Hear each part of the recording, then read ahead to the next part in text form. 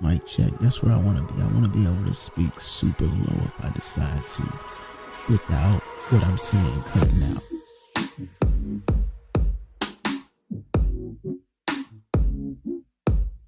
Yes.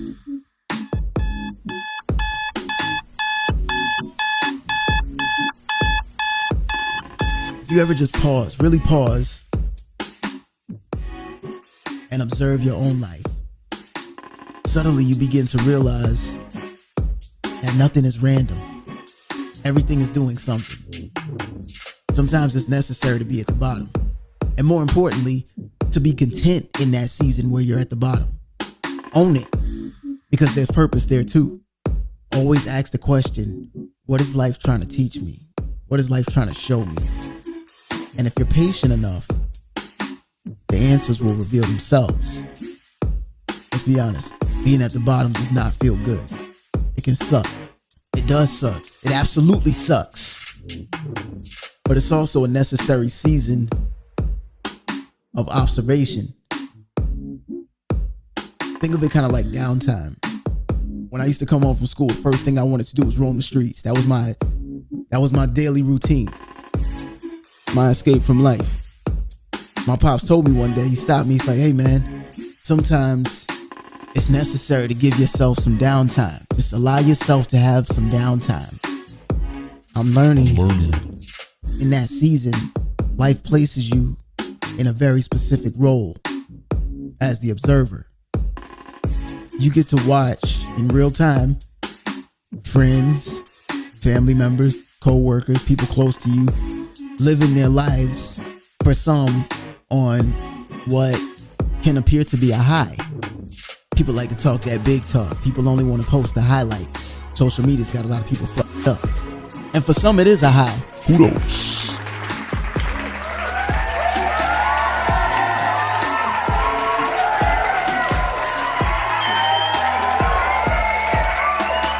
Things aren't always what they seem. From where you stand, you can see the decisions being made. You can see the shortcuts, the compromises, the patterns. You can see where some of those decisions are likely to lead towards unfavorable future circumstances. But because of your position to them, you're not qualified to speak on their situation. So you stay quiet. It's not weakness, that's wisdom. Because the advantage you gain is perspective.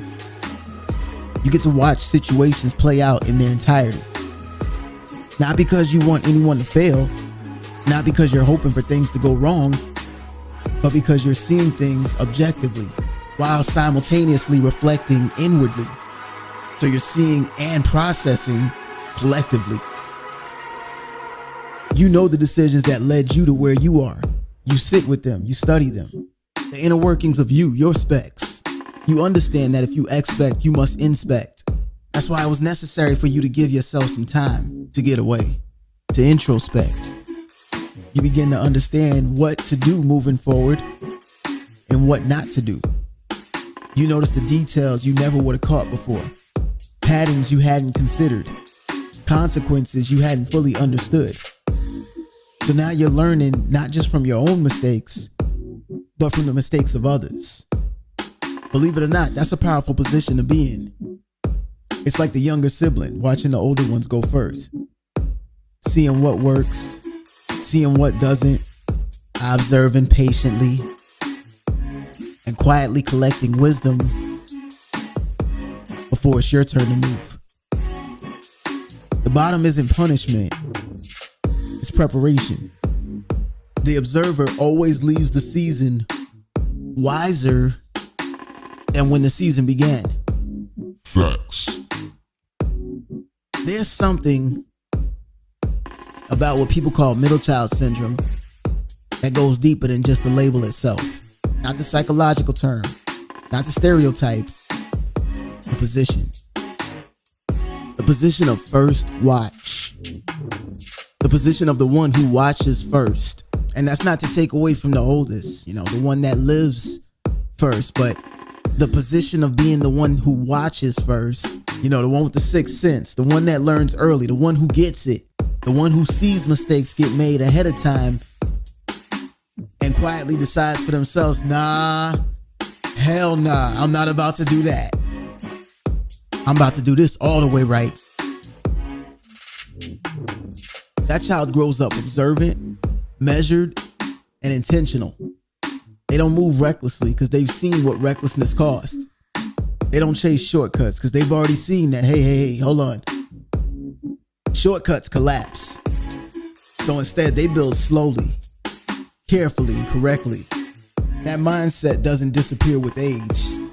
It follows them into adulthood, into fatherhood and motherhood, into responsibility.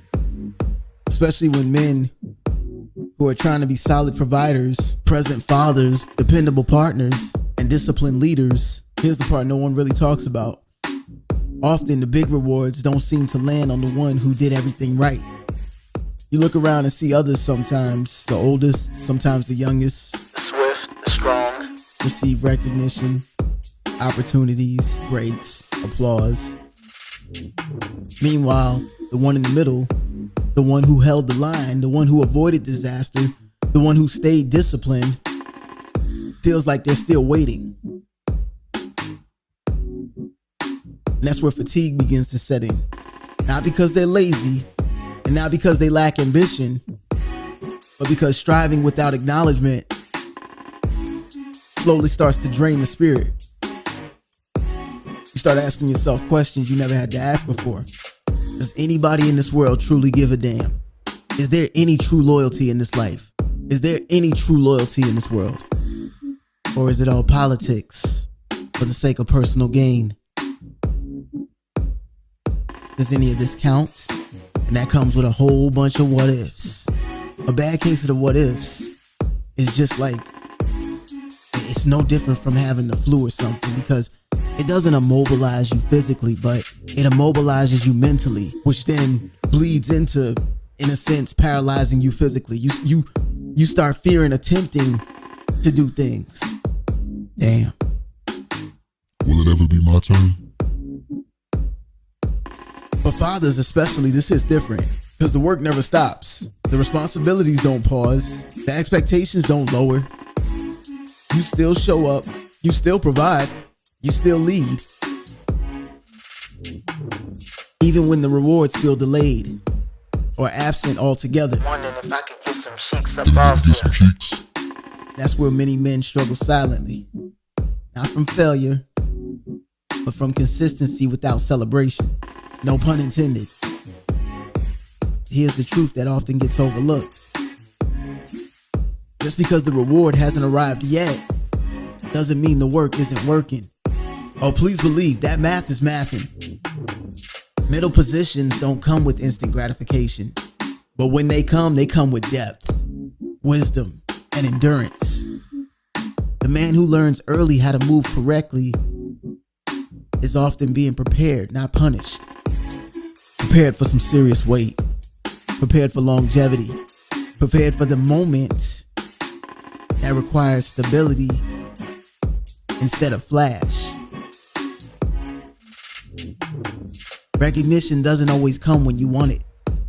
Sometimes it comes when you're ready to carry it without being crushed by it. So if you're a father, a provider, a man who's been doing the right things quietly, if you felt overlooked despite your growth, know this: you are not behind. You're not forgotten, and your effort isn't wasted. You're building something that lasts longer than applause. And when your moment comes, it won't be loud. It'll be solid. There's profound value in being at the bottom if awareness is present. It's so much better for an individual to be at the bottom A low season of life with awareness than it is to be at the top totally unaware. Being at the bottom with awareness is so much more powerful than being at the top and being totally unaware. When someone's aware at the bottom, they're grounded in truth. They can see clearly their position, their patterns, their environment, the trajectory of certain choices. Awareness at the bottom creates humility without hopelessness. It creates hunger without desperation. People often mistake desperation for hunger. Healthy hunger comes with a high level of self-respect. It has standards. It has discernment. It knows the difference between movement and panic. Desperation, on the other hand, is like having an extreme appetite with no preference at all. Consuming whatever's closest, whatever's convenient, not whatever's right. It's the difference between wanting nourishment, vitality, sustainability, and just wanting to feel full. It's like wanting to sleep with someone, anyone, just to avoid sleeping alone. No alignment, no intention, no standard, just urgency.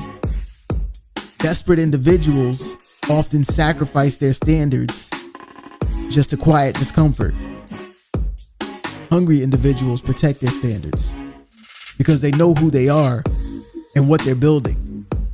Hunger is patient but active. Desperation is frantic but directionless. One is driven by purpose, the other is driven by fear. A fear that will always try and convince you to settle. Circling back to my point, awareness at the bottom creates humility without hopelessness, and hunger without desperation. Desperation is frantic, but with no direction. By contrast, being at the top while consciously unaware is fragile. Height without awareness lacks stability. Success without self-understanding cannot sustain itself. Without awareness, even the highest position becomes dangerous because the fall comes without warning or understanding. This is where acceptance becomes essential. Acceptance turns the bottom into a classroom instead of a punishment. When a person accepts where they are, resistance dissolves. Awareness sharpens, and performance fades away. There's no longer a need to impress, no longer a need to pretend or rush the process. What remains is clarity. From that clarity, movement becomes intentional. Pace becomes personal. Growth becomes sustainable. Acceptance and awareness work together. Acceptance quiets the ego. Awareness opens the eyes. And when both are present, even at the bottom, that position becomes the most powerful place to begin. Understand something. Acceptance doesn't mean giving up. It means seeing clearly. So when someone says, "This is where I am," and that's okay, awareness naturally increases. The mind becomes quieter. The perspective becomes wider. Energy that was once spent resisting the moment is now available for understanding it. I'm learning something by speaking with the track playing in the background. The phrase "let the beat drop" isn't just about waiting to get hype. It's about respect. It's about knowing when not to speak yet. Letting the beat become the metronome, the guide that ushers you in. Life works the same way. There's a guide, and the mistake is not ignoring it. The mistake is talking over it or letting the voice of others become the guide. The guide isn't external. It never was. It's always been within. And silence is vital because silence is what allows you to hear the guide clearly. Discernment comes from within. It's an accurately tuned internal compass. It's intuitive. It's intuition. If you can't hear the guide, it's not because it's gone. It's because it's waiting for silence. Silence doesn't remove direction. It reveals it. Silence is vital because intuition doesn't shout.